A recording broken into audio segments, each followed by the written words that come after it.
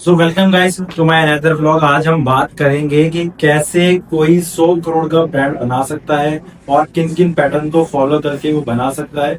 हालांकि हम भी वही स्ट्रेटेजी फॉलो कर रहे हैं, कैसे एक 100 करोड़ का ब्रांड बना पाए। अभी 100 करोड़ पे पहुंचे नहीं है, रास्ते में है।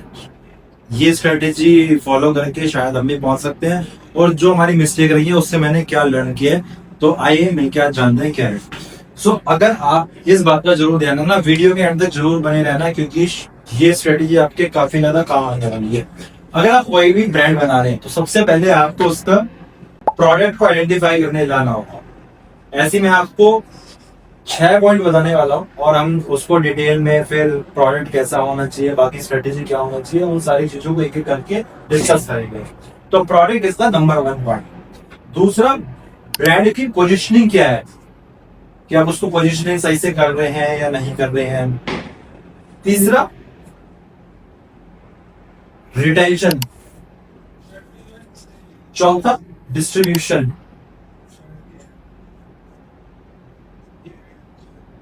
पांचवा, कंटेंट। और छठा, हमने क्या कम्युनिटी बिल्ड करी है। कोई भी ब्रांड 100 करोड़ तक पहुंचने के लिए ये आपको 6 पैरामीटर फॉलो करने होंगे। अब हम एक एक पॉइंट को डिटेल में डिस्कस करते हैं। अब बात करते हैं पहले पॉइंट की, प्रोडक्ट की। तो प्रोडक्ट में आपको हमेशा एक चीज का ध्यान देना है कि प्रोडक्ट आपका कोई यूनिक सॉल्यूशन होना चाहिए। जब तक कोई आप यूनिक सॉल्यूशन नहीं देंगे किसी प्रोडक्ट का, तब तक आपका प्रोडक्ट बेटर नहीं बनेगा। रादर देन जो बंदे सोचते हैं कि जो चीजें इजी मैन्युफैक्चर हो जाए, अगर आप कोई भी ऐसा प्रोडक्ट लेके आएंगे जो इजी मैन्युफैक्चर होएगा, तो आपका कोई कंपटीशन या कोई भी बंदा उस चीज को कॉपी कर लेगा इजीली। बट आपके प्रोडक्ट में कुछ ना कुछ डिफरेंशिएशन होना चाहिए, तभी आपका प्रोडक्ट एक विनिंग प्रोडक्ट या विनिंग कैटेगरी बन पाएगी। जैसे कि हम एग्जांपल ले लेते हैं कि मामा अर्थ ने ऐसा क्या किया, उसने बच्चों के लिए कुछ बनाया, ब्यूटी प्रोडक्ट बनाया, वो भी डिफरेंट डिफरेंट के। पतंजलि ने पूरा कैंपेन अपना आयुर्वेदा पे उठा दिया, तो Patanjali become a 10,000 crore company with the help of only Ayurveda. तो आपको भी अपने प्रोडक्ट के अंदर ऐसा कुछ डिफरेंशिएशन लेके आना होगा जिसकी वजह से आपका प्रोडक्ट यूएसपी आ सके उससे। दूसरा, positioning. Why positioning is most important thing in a brand. जब तक आप अपने ब्रांड को पोजीशन नहीं करोगे, तब तक मार्केट में कस्टमर आपका प्राइस हमेशा कंपेयर करता रहेगा। एक चीज का ध्यान रखना पोजीशनिंग करते हुए कि आपका प्रोडक्ट हर किसी के लिए नहीं है। जब भी आप कोशिश करते हैं कि हम मास प्रोडक्ट बनाएंगे, डेफिनेटली आप मास प्रोडक्ट बनाएंगे, पर मास प्रोडक्ट के अंदर भी आपको अपनी पोजीशनिंग आइडेंटिफाई करनी होगी। मान लीजिए दंत मंजन है, अब दंत मंजन ने अपनी ऑडियंस डिफाइन की थी कि भाई टीयर 3 सिटीज, भारत के अंदर टीयर 2 सिटीज वाले जितने बंदे हैं उनको हम टारगेट करेंगे। हमने पोजीशनिंग हो गई है कि एक आम आदमी के लिए एक आम सा प्रोडक्ट। तो आपको अपनी पोजीशनिंग फाइनल करनी होगी। या बहुत बड़े ब्रांड हैं, ज़ारा है, गुच्ची है, या फैशन ब्रांड में कोई बेनिलश है, तो इन सब ने अपनी पोजीशनिंग फाइनल कर रखी है। बिना पोजीशनिंग फाइनल कर रहे आप कभी भी विजेता नहीं बन सकते। जो तीसरी मोस्ट इंपॉर्टेंट चीज है वो है कंटेंट। जब तक आप अपने ब्रांड के लिए कंटेंट नहीं बनाएंगे, तब तक आपका ब्रांड का सक्सेसफुल होना बहुत कम चांसेस है। वाई आज की तारीख में why content is important. Content leads sales, and content sales को लीड कैसे करता है, जब अपने कस्टमर को अपने प्रोडक्ट के बारे में एजुकेट करते हैं।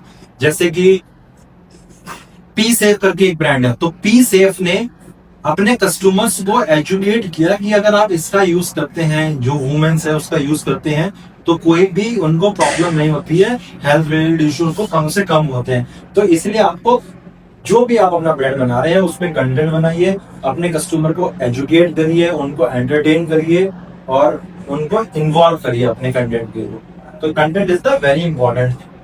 जो चौथा इंपॉर्टेंट रोल प्ले करता है किसी भी स्टार्टअप के अंदर, किसी भी कंपनी के अंदर, वो इंपॉर्टेंट करता है डिस्ट्रीब्यूशन। मान लीजिए आपका प्रोडक्ट यूनिक है, आपने प्रोडक्ट आइडेंटिफाई कर लिया, बट व्हाट अबाउट सेल्स।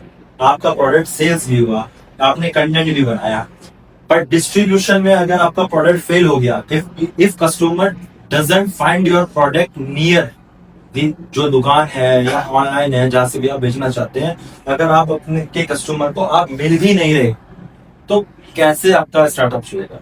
तो मोस्ट इंपॉर्टेंट थिंग डिस्ट्रीब्यूशन का ध्यान रखें। डिस्ट्रीब्यूशन से रिलेटेड यानी कि आपको सप्लाई चेन अपनी बहुत ज्यादा स्ट्रॉन्ग करनी पड़ेगी। अपनी सेल्स के साथ आपको डिस्ट्रीब्यूशन का उतना ही ध्यान देना पड़ेगा। तो ये भी एक बहुत इंपॉर्टेंट रोल प्ले करता है। अब हम बात करते हैं रिटेंशन की। Why retention is important in the startup. मान लीजिए आपने कोई कैंपेन, मार्केटिंग का कैंपेन चलाया और आपकी कोई कोई कस्टमर एक्विजिशन कॉस्ट है, मान लीजिए कोई कस्टमर एक्विजिशन कॉस्ट है 500 रुपए, और उसके बाद आपने उस कस्टमर को प्रोडक्ट डिलीवर किया और आपका प्रोडक्ट 900 रुपए है, तो मोटा मोटी कॉस्ट वगैरह आपको तो इस प्रोडक्ट में जो पहला ऑर्डर है उसमें ना लॉस हुआ ना प्रॉफिट हुआ, आपका एक ब्रेक इवन हुआ। आपकी कंपनी कब प्रॉफिट कमाएगी? यानी कि जब हम रिटेंशन फॉलो करेंगे। जब कस्टमर को एक अच्छा प्रोडक्ट पहुंचेगा, एक बेहतर मैसेज मिलेगा, तो कस्टमर दोबारा रिपीट ऑर्डर देगा। तो retention is the most important thing. जो ब्रांड रिटेंशन में ध्यान देते हैं, they make at least 20% more profit than other companies. सबसे आगे पॉइंट, कम्युनिटी। जब तक आप कम्युनिटी बिल्ड नहीं करेंगे, मान लीजिए मैं एक एग्जांपल देता हूँ आपको बहुत बढ़िया, रेड बुल का, red bulls gives you wings.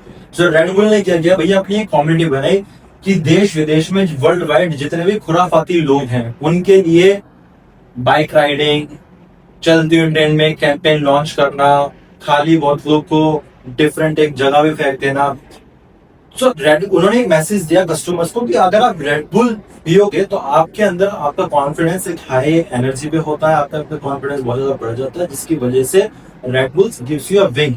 जो आपको एक कम्युनिटी बनानी जरूरी है, क्योंकि कम्युनिटी बनेगी तो कस्टमर का ट्रस्ट बनेगा, और ट्रस्ट बनेगा तो आपकी ब्रांड ऑटोमेटिकली ग्रो होगा। That's why community is the most important thing in the business. So आज का जो हमारा सिखाने का आपको मोटो है वो यही है कि आप भी इस जर्नी में है, 100 करोड़ का ब्रांड बना रहे हैं या 1000 करोड़ का, 500 करोड़ का, जो भी आप ब्रांड बना रहे हैं, इन बातों को आप फॉलो करेंगे तो शायद आपका ब्रांड बेहतर बन पाएगा। हम भी सीख रहे हैं, हम भी ये प्रोसेस फॉलो कर रहे हैं। बाकी एजुकेट करेंगे आपको एक अगली वीडियो के अंदर। हम बहुत ही ऐसे ऐसे टॉपिक लिख के आते रहते हैं कि ब्रांड को कैसे बनाया जाए, क्या इंपॉर्टेंट होती है कस्टमर की, और ऐसे ऐसे टॉपिक में बात करते हैं। बाकी मिलते हैं आपको अगली वीडियो में। तब तक इस चैनल को आप सब्सक्राइब कर लीजिए, शेयर कर दीजिए। Thank you.